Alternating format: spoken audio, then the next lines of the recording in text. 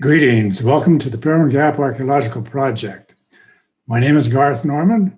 I'm director of the Archaeological Project at Izapa at Parowan Gap.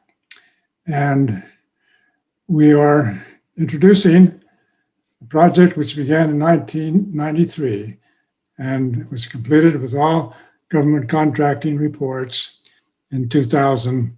And we're looking at the gap and giving an overview of the important discoveries. And we'll include a flyover, which is rare. So project, as I say, began in 1993, completed in 2003 with government agencies and private contributors making this possible. One of the leading participants is the Paiute tribe of southwestern Utah. Here is the chairman, Alex Shepard, reviewing the project plans with other officials at the beginning of the project. Parowan Gap is located west of Little Salt Lake in Parowan Valley, southwestern Utah, just north of Cedar City. The highway from Parowan goes to the end of Little Salt Lake, where it enters the gap and continues for 3 miles to the gap narrows. Here we see the narrows with petroglyphs covering the cliff walls on both sides, looking east. Here we're looking south at the gap and the west ridge of the formation toward Cedar City. The Parowan Gap was the only access going west from Parowan Valley. Here we're simply illustrating through time all of the travel from prehistoric times with Indian trails, pioneer-covered wagons, Spanish Trail, and of course modern transportation, communication. All have gone through this and left their historic marks. The petroglyphs themselves are of primary interest, packed and carved by Native Americans. Chief Wakata told the first white settlers who were traveling looking for proper places for settlement in 1850, pointed out the Parowan Gap west of Little Salt Lake and referred to it as God's own house. And that's a clue to the sacred character of what we are finding here. This view is looking west from a boulder with petroglyphs through the Parowan Gap with the Gap Basin in the distance. The east entrance to the gap is the primary petroglyph panels. We're just introducing those and we'll come back and share some details. The ear glyph at the top is a primary orientation. There is a sun circle at the top with 3 lobes, concentric circles, and a Fremont God figure at the right, and then the division of those 3 positions, solstices and equinox, into their cross quarter. The lower right gives us a panel of the day counts. This is a wonderful introduction to give us the orientation we need for interpretation. There are 93 petroglyph panels organized in the full record. No other site quite compares with this many concentrated petroglyphs with a design plan in one location. Here we're looking at the Parowan Gap from the east with that petroglyph panel overlaid against the gap in the background, which becomes the map for recording this incredible calendar record. Here we're looking at the basin from the east through the gap, and this is a map of the different observatory cairns that were pre-designed for viewing the sunset through the gap on the key dates: winter solstice on the north, summer solstice on the south, equinox, and other intermediate calendar positions in between. This is a sun cycle glyph showing the actual calendar dates, recording the different cycles of the year, equinoxes, solstices, and then two major seasons, the summer growing season, the green, the rest of the calendar between August and April in the yellow. The yellow circle in the diagram equals the 260-day count, which is the 9-month human gestation time cycle. Now we go through a flyover to give total perspective. This is Little Salt Lake. We had the good fortune to have water there when this was taken.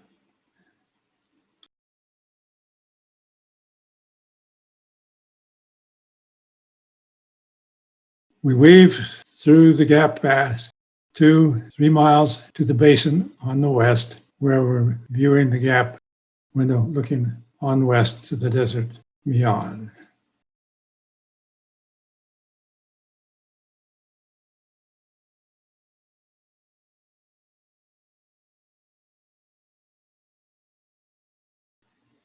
Here we introduce the summer solstice sunset, which is the primary orientation.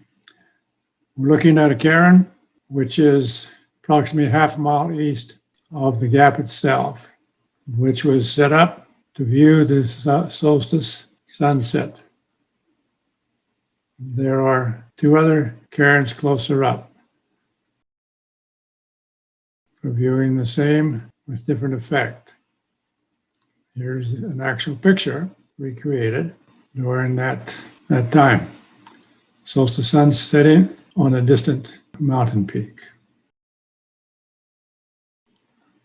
In the gap itself, there's a bench, see on the west, the south side, and the sun at the solstice time sets on top of that, slides down, and we see a circle highlighting the sun shining through the profile face of what's identified as tovats, or tovats in the Paiute language, illuminating the eyes and the mouth areas.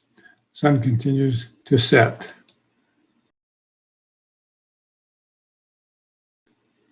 Summer solstice shadow marker here is an example of the shadow effect, which was created in different petroglyphs to mark actual dates with the counting and shadow lines. Here is a very, very interesting petroglyph. We're looking at the flat face of pavement, totally patinated, with 3 petroglyphs in these circles.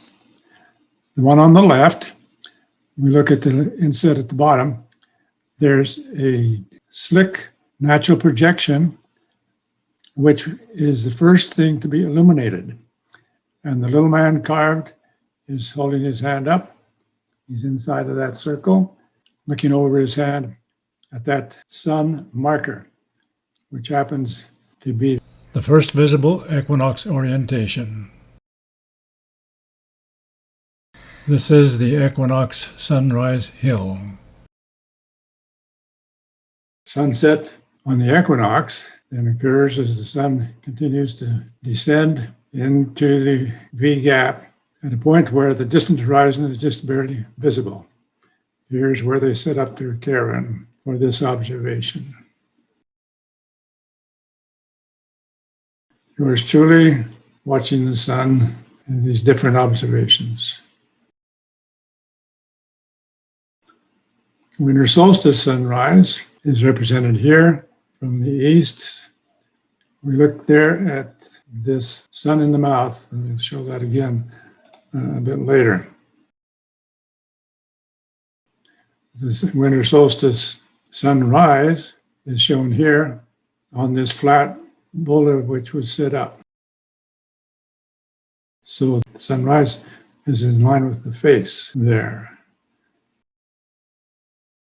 Then as we look over that boulder, we see the V gap and the distant horizon again from this position. And the solstice sunset, last view disappearing against the north peak. This kind of precision is amazing for clarity and documentation of the full calendar system of the gap. Here we're looking at the shadow markers. These vertical lines are marking the winter solstice day count progression for about 15 days to be able to pinpoint winter solstice during the often inclement weather during the winter season. The value, the judgment of this rare observatory was observed by astronomer John Pratt, who tended to confirm the reality because of the natural orientation, which is true to the astronomical record. Here we're looking at the winter cross quarter, which is the midpoint between equinox and winter solstice in the day count. And it's the distant horizon, approximately midway, where the two sides of the gap come together. Upon the northern east ridge, here's this cairn marking that observation. Large round rock in the middle, surrounded by other stones. That is a typical petroglyph rendering of this date. Another cross quarter in the petroglyphs inside the gap. These V-shaped panels turn out to show the shadow line as the sun is setting along those angles. Looking in the other direction, we are approximately a mile west of the gap. Along the ridge, the most distant rock cairn here is showing where the sun rises, where the eastern cliff face of the Parowan Gap meets the far distant mountain horizon. And that's what is shown in that sunrise position. My associate, Lance Harding, is looking at summer solstice sunrise from a Vision Quest site.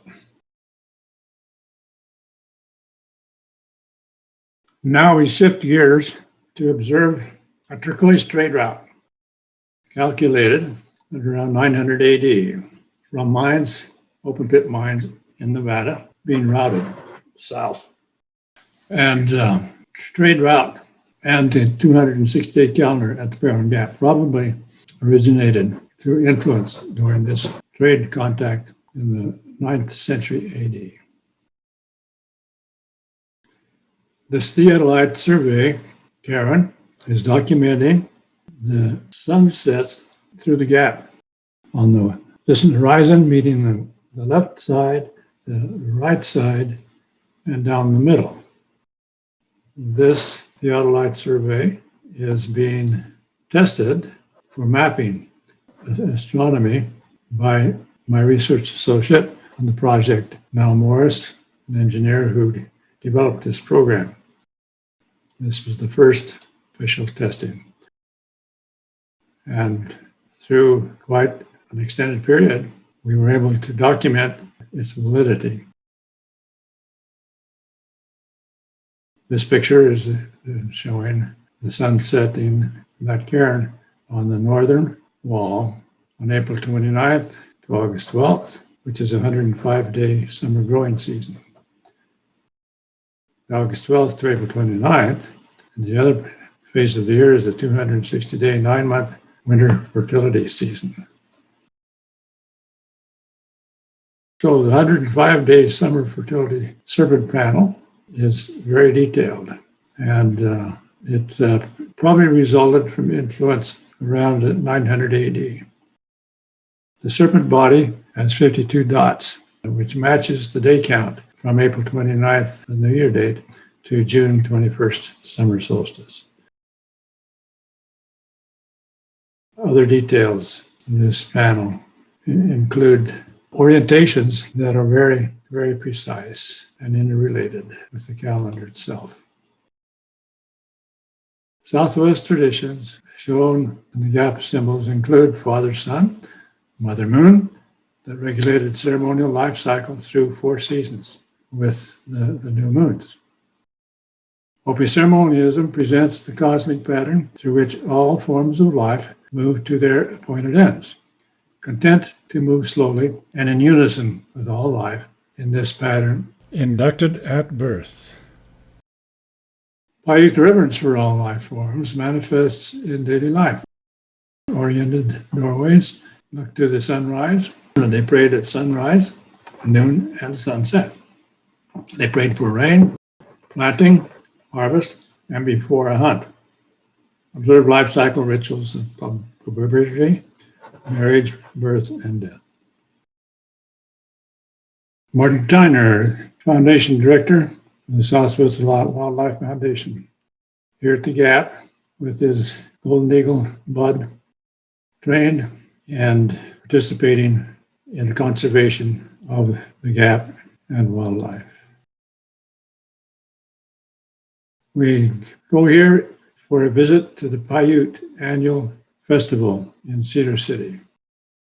Here, these young men dressed in their native costumes, we see the symbolism still being preserved in their dress. That's in the Parowan Gap.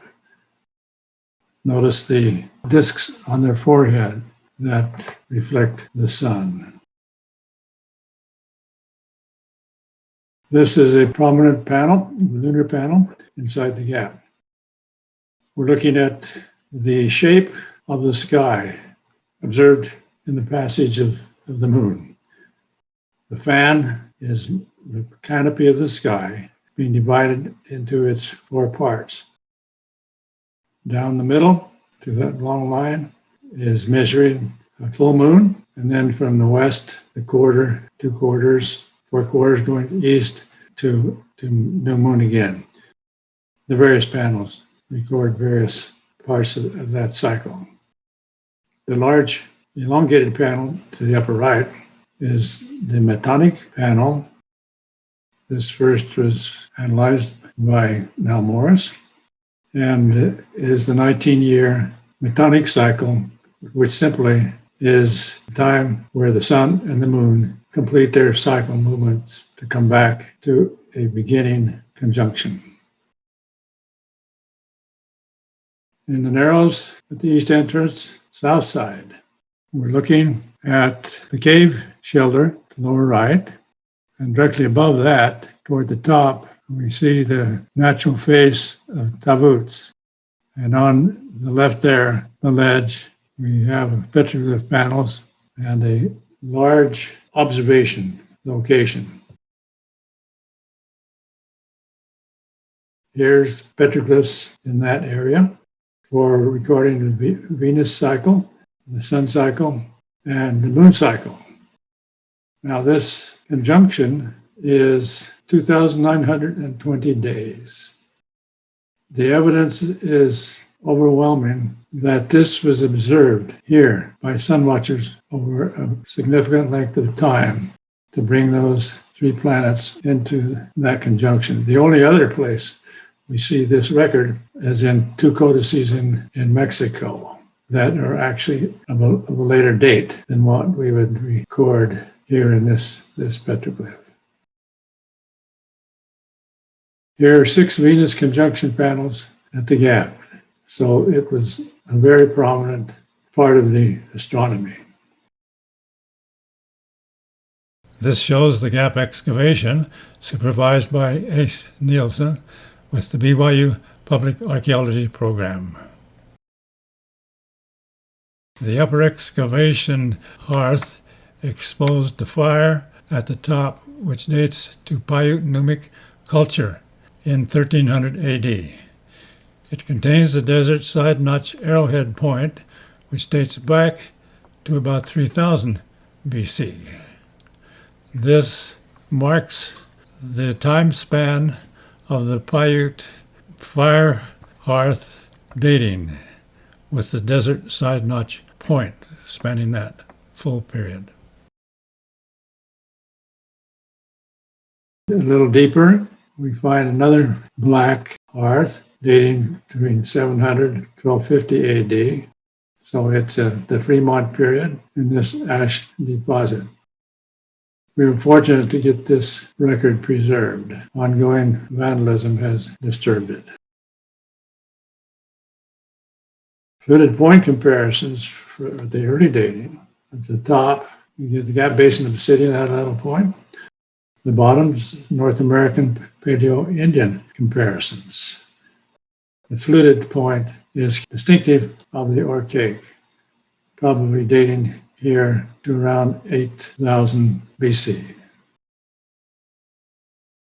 This is the panel inside the cave, very detailed, and the sections through time are labeled. We go to the very bottom and find this petroglyph where the panel ceases, and we see the same style petroglyphs that were recorded over 2,000 years later. It's a good record of the time, record of the Parowan Gap. The North Peak inside the gap here shows Polaris on that peak as viewed from the cave shelter.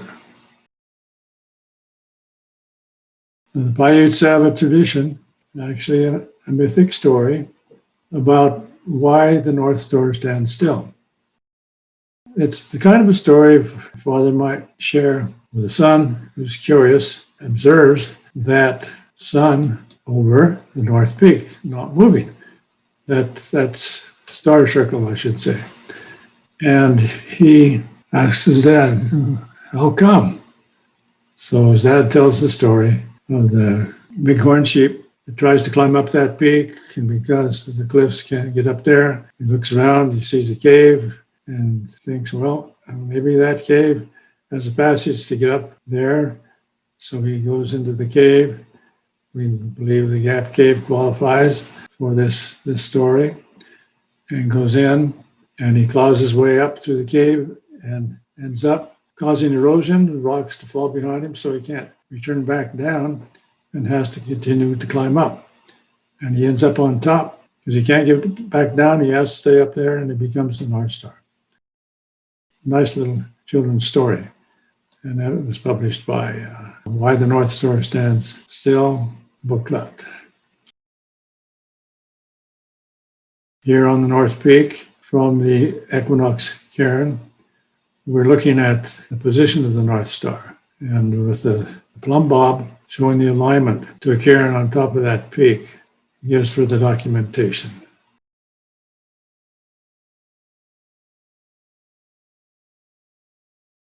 This petroglyph panel is adjacent to the cave shelter entrance on the upper left, and is a record of the Northern Polaris annual calendar. This is a stipple, only a few inches in diameter, of that, showing positions of star clusters around the North Star. This is the autumn one position, which correlates with the time period when this was recorded at the Gap.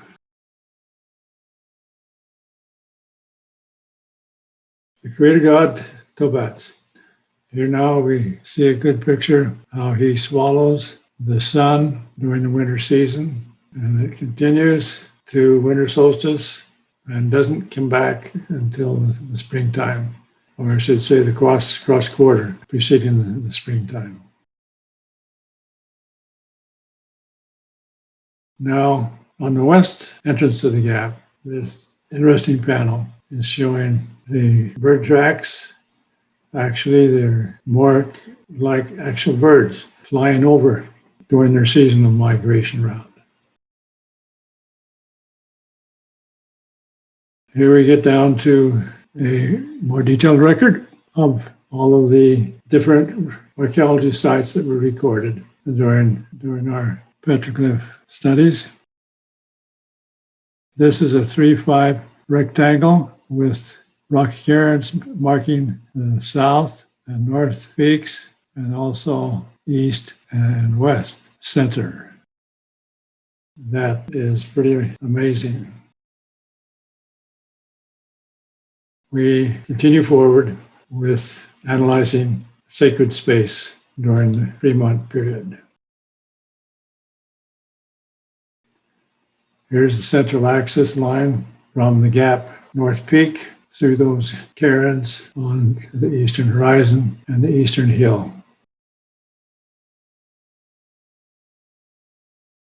At eastern yield, this is not a cairn, but a stone pictograph with the stones selected to match the terrain looking through the gap, the loaf shape, and this loaf shape matching the distant gap yield to the west.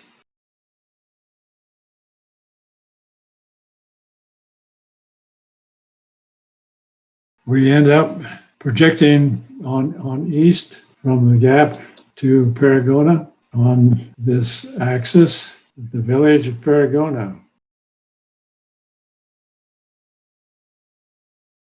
It has excavated house mounds with this geometric configuration. 3 times 5 is the gap basin dimension that we pointed out.